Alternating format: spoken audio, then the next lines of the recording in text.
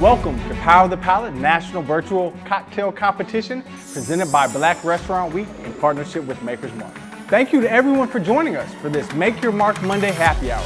I'm Warren Luckett, founder of Black Restaurant Week. 16 started and 2 remain as we move on to the championship finale. Today, the top 2 bartenders will battle live in a 3-round format that will leave one bartender crowned our 2021 champion. The finalists include Tresa Johnson of 12 Cocktail Bar in Atlanta, Georgia, a part of the Slater Hospitality Group, home to premier elevated cocktail experiences. Our second finalist is Nigal Vann of the Berkshire Room in Chicago, Illinois, a part of the renowned 50/50 Group. Tresa and Nigal are facing off today for a grand prize of $5,000 and bragging rights of being crowned the 2021 champion of the Power of the Palate cocktail competition. Today's championship challenges will test the bartender's ability to create a cocktail program for a typical night out on the town. Each round, the contestant will have up to 5 minutes to perform a live demonstration of their drink. The first round will be the Mystery Box Challenge. Here, our bartenders are asked to create a cocktail on the spot with ingredients from our mystery box thanks to Aunt Jackie's Curls and Coils. The second round is where our finalists will create a food and cocktail pairing with dishes prepared by our resident chef. And our last round is our last call challenge. It will be our contestants' last opportunity to impress the judges. Each round, after the bartenders have built their cocktail, the judges will ask them a series of questions and assign each bartender a score. Each contestant will be judged on the following: name and inspiration, creativity, palate, drink presentation, style and personality. Today's special judges include Mr. Rob Samuels, Chief Operating Officer at Maker's Mark Distillery Incorporated, Mrs. Samara Davis, the founder of the Black Bourbon Society, and Miss Danielle Canada, the Deputy Editor of Bossip. So let's get started. Our first contestant is Tresa Johnson from the ATL. Ooh, okay. So part of why I'm so excited is because this is kind of what I do on a daily basis. At the place I work, 12 Cocktail Bar, we do not have a cocktail menu. You simply come to me and you tell me what you like or what you don't like, and I may or may not listen and create you something just for yourself. I'm excited for the mystery round. My game plan for tonight is just to come here and do what I do every day, which is present cocktails based off of my own creativity. I am not nervous about the mystery box. She likes I'll speak in my language now. Apple and cardamom shrub. Oh, that sounds fun. So I think we're gonna do something like a whiskey sour. So I'm gonna start out with fresh citrus because it makes a huge difference when it comes to the construction of your cocktail. So I am gonna use just a bit of honey in here as well. So I started out, I used 1 ounce of lemon, 3/4 of the lemon basil shrub, 2 ounces of the Maker's Mark 46 cask strain, and about 1/3 of a dasher of these bitters. While I am super excited about using all these ingredients, one thing I've been trying to make sure that I'm doing each round is make sure that our cocktails are undeniably Maker's Mark.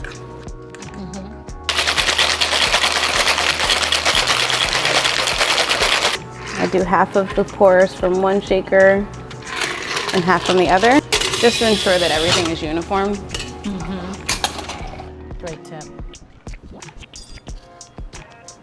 So we're not just gonna use these to be pretty, we're gonna express these peels as well, get those essential oils on the glasses.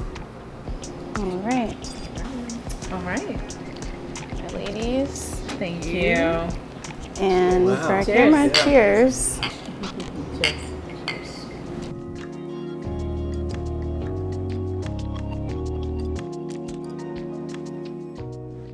It seemed like your work experience, where you have this like endless creativity at your restaurant, your bar, has helped you seem totally calm, cool, and collected.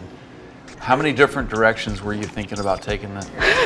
17? Yeah. I don't know, y'all. Well, you guys actually watched me kind of go from like, what am I doing, to okay, I could do this, this, or this, to okay, we're gonna go in this direction. Because I did think to do a stirred cocktail. However, we had limited options as far as our modifiers. Right. Like, I like Amaros in my Maker's Mark stirred cocktails. But since we didn't have that, I had to figure out how I could still accomplish a broad variety of flavors while still highlighting the Maker's Mark, which I think I did. Thank you. Next up from the Windy City is Nigal Vann. We got some Akron honey. I like honey. We got some bitters, barrel aged, pear jam. We got some shrubs, apple cardamom. We'll put that on the side. I'm actually very excited about the mystery round tonight because this is what I do. If you come to my bar in Chicago, you sit at my bar, you tell me what you want, you can kind of give me some flavor variations, and I make up a cocktail not even know what it's happening until it happens. So I'm hoping to do that tonight. So I'm gonna go with Maker's 46. So I know this is gonna be 94 proof. I'm gonna counterbalance that with what I'm adding here. Again, I wanna go for the fall. So I'm gonna do a bar spoon. This is a quick way to kind of make a syrup with that proof. It is gonna cut the viscosity of that honey. I'll do a little bit of pear jam. We'll just make this really fruity. So the secret to my cocktails is when I shake, I smile. I want to put that energy in there because you can taste the love. You know the passion's in there when I make my cocktails.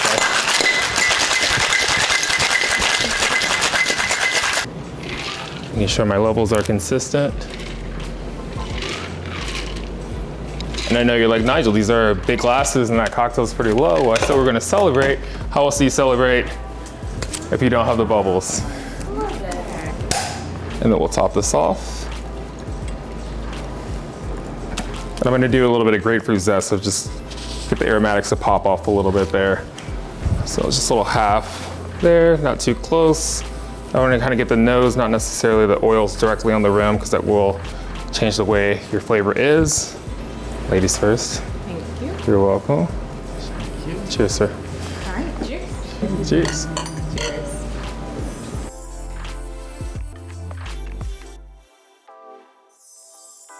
This is delicious. Thank you. How did you ensure that all these ingredients didn't overpower the Maker's Mark that's in this? One, I chose a higher proof on purpose. That cast strength there is really gonna showcase or shine a little bit more, going against the different sugar sources as I had. Again, that shrub with the apple cardamom, the Earl Grey, the lemon basil there. So I kept that in mind, get that higher proof out there so the alcohol content really kicks and shines through. What would you name this cocktail? Last day in the fields, with the pear, the little apple, a lot of fruit notes are going on here. So I think that is fitting. So for me, I'm all about branding and influencing. So what makes this cocktail a signature Nigal drink? Because I smiled when I shook it. My strategy tonight is honestly, I have to feel the energy from the judges and the crowd to go with the flow. I have a couple of tricks up my sleeves. I have a few recipes that I've been playing around in my head that I might have to execute tonight for the first time, but we'll see. It was unlike anything I've probably ever had Maker's Mark in, if I'm honest. But I loved it. I loved it.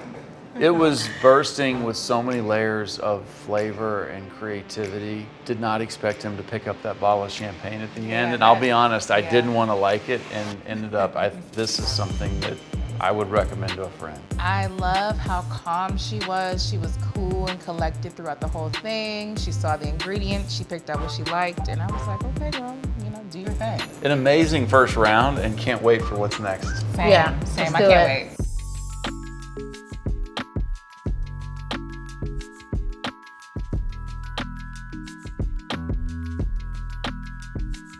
In front of us, we have lamb lollipops. We're pairing it with a Manhattan, so kind of like a classic date night situation. So we have the lamb lollipops. Underneath, we have a blackberry and blood orange gas streak. So we're highlighting the blackberry that I'm using in this Manhattan and the blood orange element to highlight the lemon bitters that we're using. Okay. I love classic cocktails, but also I like to deviate from the norm. So without further ado, we're gonna start out with 2 ounces of our classic makers.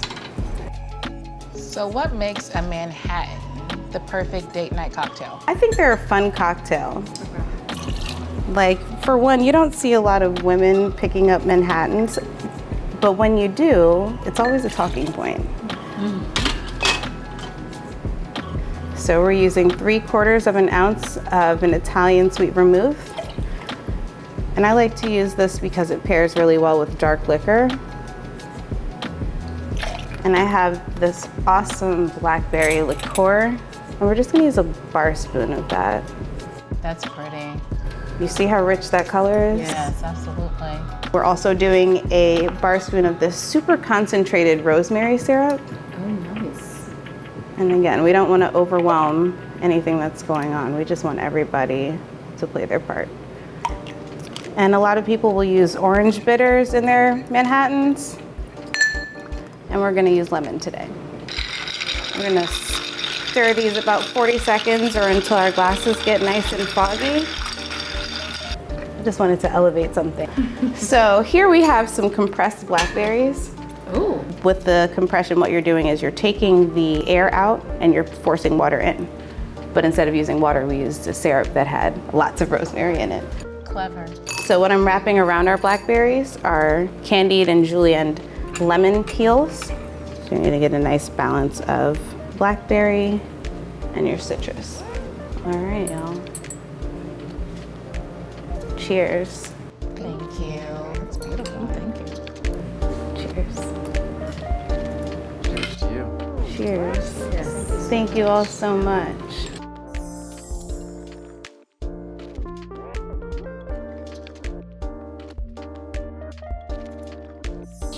This is delicious. Thank you. It has a great texture to it. Thank you. And make sure you get a bite of your blackberry. Yeah, I don't know if I should savor this or not. It's so pretty, I don't want to do it. Will you make this drink at the bar? Yes. Okay, I'll be there on Saturday. This is my date night drink. Why did you choose classic makers over, say, like a 46 or over a cask strength bourbon makers? Classic makers is just so mellow and smooth. And when you add things to it, it's like when you give a woman a house, she makes it a home. Yes. That's how I feel about classic makers in this Manhattan. Beautiful. Good answer. Cheers. Somebody put that on a t-shirt. I love that. Great job. Great job.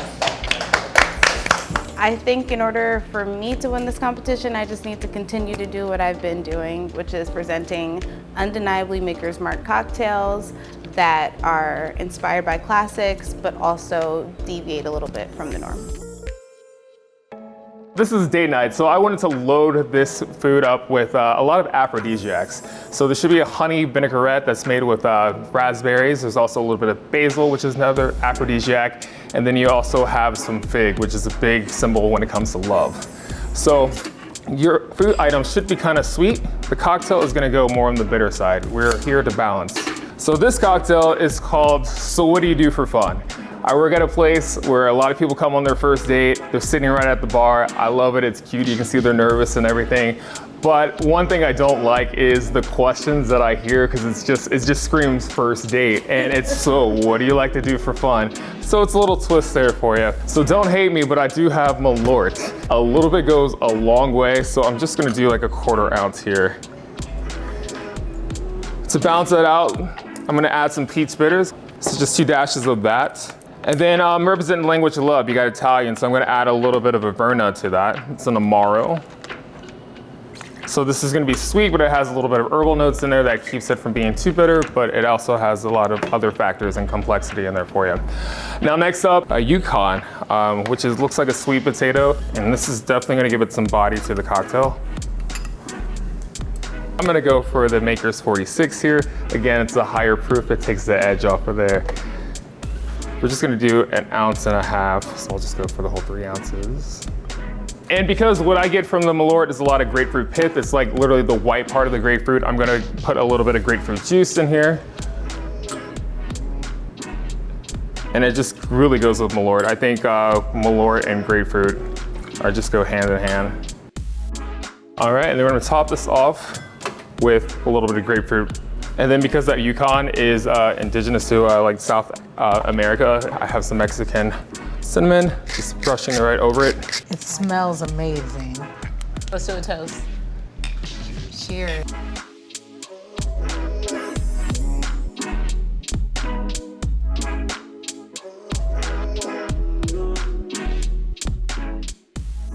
That's delicious. Wow. Yeah. That cinnamon at the very end, just Cinnamon, grapefruit, great nose. never thought they could combine. It's like a first date without the jitters. Wow. We got some stiff competition going on tonight, so I'm not trying to let anyone down. I'm bringing my A game tonight. So what do you do for fun? Just blew me out of the water. I'm not gonna hold you. Like it was perfectly paired to me with the meal, the Malort. We had it without the rest of the cocktail, and you can just taste the bitterness and the way that he hid that within it. It was great to me. I thought he did a great job. The Manhattan that Tresa made was, to me, it was maybe the embodiment of what the perfect Manhattan could be. Right. And it celebrated the sort of the core of the classic cocktail. She stayed within the confines of what a Manhattan was, but then teed it on the line of adding like this extra flavor and extra sugar to really balance it out. It was. And that came through in the cocktail. It did Yeah. come through. It did While come through. also still holding the flavor of Maker's 46 Classic. It was probably the best Manhattan I've ever had, to be honest. Both dishes and both drinks were very well paired. They went together perfectly, but Nigel just kind of took it over the Over top the for edge me. for you. Yeah. What for about sure. you?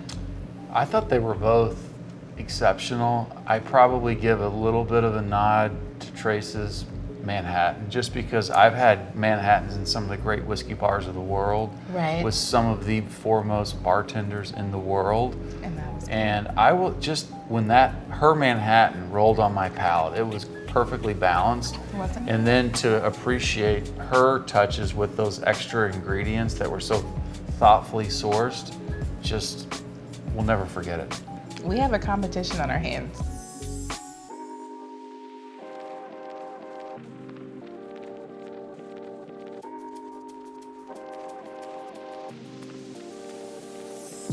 My idea for this cocktail was to cater to our ladies. Now, a lot of people think when we say girls' night out and we're catering to the ladies that we want something that's just sweet and fruity and all that, but that's not necessarily true.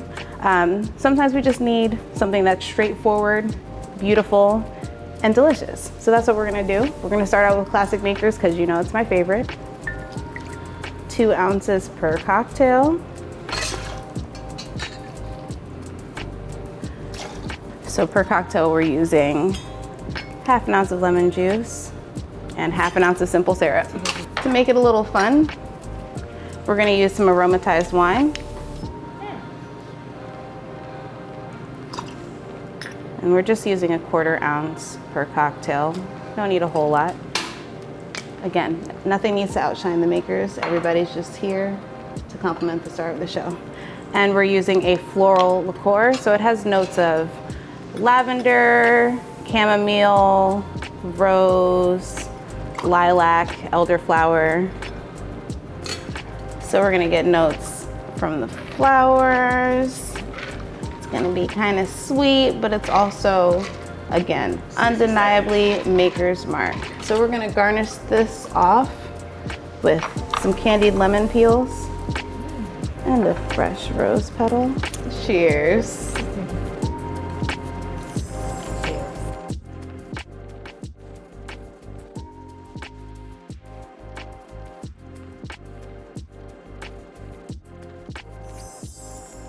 Delightful. What was the choice to pull in the wine aspect along with the floral liqueurs that you use? So typically when I make drinks that are this style, as in they don't have as much sugar or citrus, I'll use like a vermouth, but I wanted it to be a little bit more rich, so we chose to use Coqui Rosa today. Okay. So it has the note of rose, but it's also a little bit bitter. So it plays a very vital role in this cocktail. Just a 1/4 ounce, but it plays a very vital role. Thank you, Cheif. Very good. My direction for the last call cocktail, the prompt was girls' night out. And my idea behind the drink is simply that girls want to have fun and they also like pretty drinks. So this is Ode to Her, and this is gonna be a riff off of a cocktail of an espresso martini. Now, an espresso martini was inspired by a woman. So I wanted to have everything that was in my cocktail be either created by a woman or it supports women businesses. So the cold brew that I use is from a coffee shop called the Chicago French Press, female black owned company in Chicago. I took that and made a cold brew, and then I also made an intensified syrup using that, adding espresso, adding a little bit of vanilla beans, adding a little bit of cinnamon as well. Next up I have Amarula. Amarula is made from the marula fruit that's in South Africa. What's cool about this company is that they have a women empowerment business or a program. So they give African women the resources, the skills, and the opportunities they need to be successful in the business. So shout out to that. Also, I love to make espresso martinis. It's something that I have no shame in my game. Anyone I make it for is gonna enjoy it. One of my secrets is I use chocolate bitters and orange bitters. So it just kind of makes it complex, gives it a nice aromatic on the end. And then we're gonna give a shout out to Maker's Mark Original Strength. We're gonna go 1.5 ounces of this. So I'm gonna make this full booze with 2 ounces of, that's because it's your nightcap, you want it to make it count. So I have my little citrus notes in there from the orange bitters, but also women will kick your butt if you play with them too much. So I want to represent that with some Jamaican jerk bitters. It's gonna have some ginger, cayenne, and a little bit of herbaceousness. So 3. Just a little top of that. Cheers. Cheers. Cheers.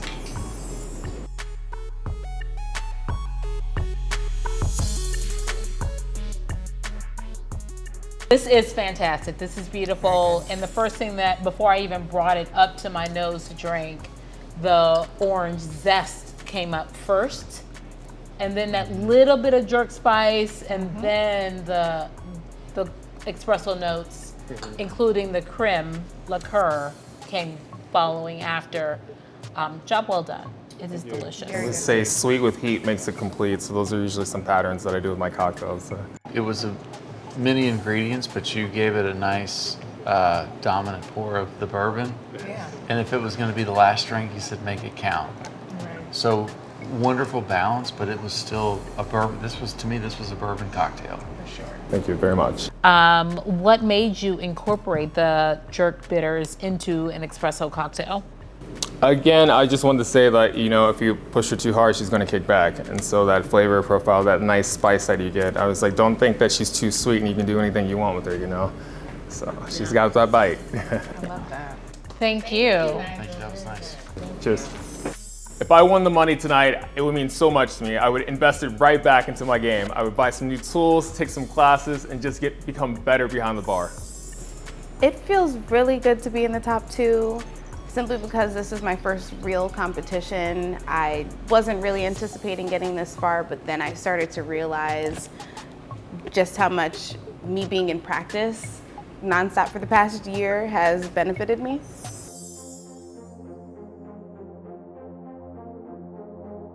So, the final deliberation. We've been through 3 rounds. The mystery box, remember that? Okay, cocktail and food pairing, and then lastly, girls' night out. As someone who's grown up in whiskey, her Manhattan was, I'll never forget it, was pretty spectacular. Tresa can make a mean Manhattan. That Manhattan. Oh my God. Over the top. She won that round, hands down. Violence or Chaos was the name of Tresa's cocktail. I felt like that was such a heavy name for her delightful light cocktail. I didn't feel like it really fit. If I had to just be super technical, I would say that the flavor elements that I wanted to get out of the cocktail from Tresa was missing. But then I almost felt like that flavor element from Nigel's was a little overpowering. I'm so torn. They're so different. And I got what they were going for with both. As a single girl going for girls' night out, I understand the concept. I loved Nigel's. I'm not an espresso drinker other than for the crack of the caffeine, but he might have made me a believer there because it was so tasty. He still got the notes of the Maker's Mark, and then everything he put into it, it was great. Just as a bourbon person, I thought Tresa's first cocktail really celebrated the balance of the flavors and the fresh ingredients. that cocktail might have celebrated the essence of who Maker's Mark is better than any of the others, in my opinion. I don't know. Like, I'm so torn between the two of these. I think they're both winners. They are. And they're both best in their class, best in their field, and so much to be proud of. So I can support absolutely, sort of where we've landed with this. Absolutely, no question about it. The winner of the 2021 Power of the Palate bartending competition presented by Black Restaurant Week in partnership with Maker's Mark goes to Mr. Nigal Vann. Chicago. Congratulations, man. Thank you so much. Thank you so much. Nigel, on behalf of Black Restaurant Week and Maker's Mark, we would like to present you with this check for $5,000. Congratulations, man. Thank you so much. Fantastic. Thank you. Thank you. This gave me a chance to honestly learn more about myself and become better, and I'm going to continue that path. So I appreciate this so much.